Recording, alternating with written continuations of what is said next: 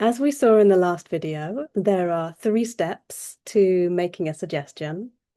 1, give your suggestion.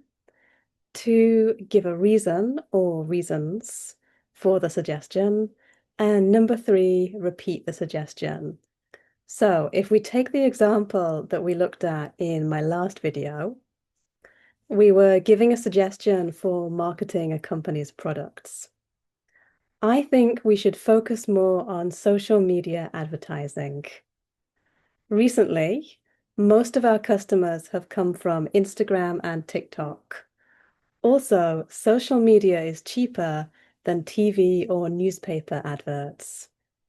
So I really believe that social media is the best way to advertise right now.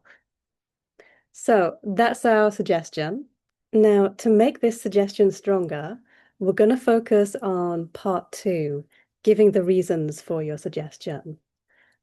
And there are 3 ways in which we can make the suggestion stronger. Firstly, by using facts. Secondly, by talking about your knowledge or your experience.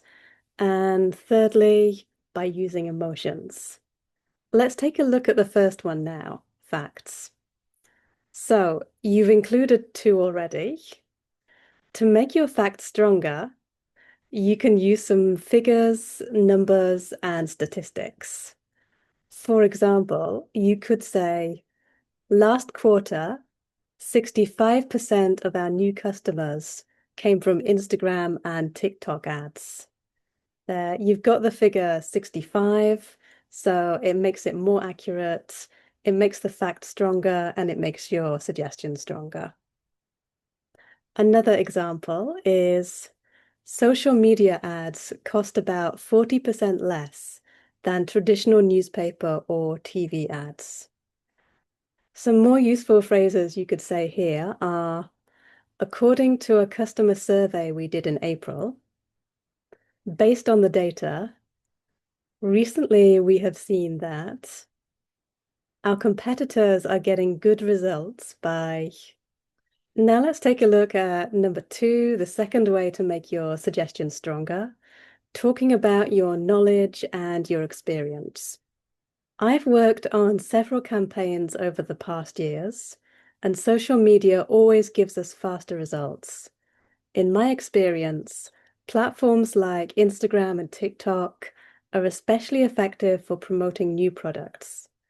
I've also noticed that younger customers engage more with posts and stories than with email newsletters or print ads.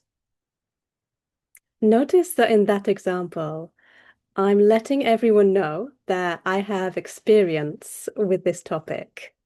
If you can position yourself as an expert in what you're talking about, your suggestion is going to be a lot more persuasive, a lot stronger. Some other useful phrases you can use here are, I've found that. Over the past few months, I've seen that. From what I've seen, I've been part of several projects where, in similar situations I've handled, I've worked with teams who, when I was managing a similar project. Okay, let's take a look at the last way you can make your suggestion stronger, emotions. Even in the world of business, using emotions can make your suggestions a lot more powerful. The best thing to do is think about what kind of emotions would be the most suitable or the most appealing. So, for example, if your company's mission statement is to be modern, accessible, and community focused, you could use those values when you talk about your suggestion. Right now, our brand feels invisible.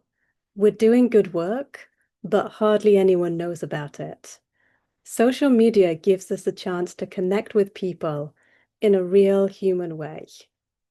It also allows us to engage with many customers directly and share our story in a way that feels personal. It also helps us stay current and show that we're a forward-thinking brand. Okay, that's everything for today's video. So just to recap, we looked at making your suggestions more powerful using facts, your knowledge and experience, and emotions.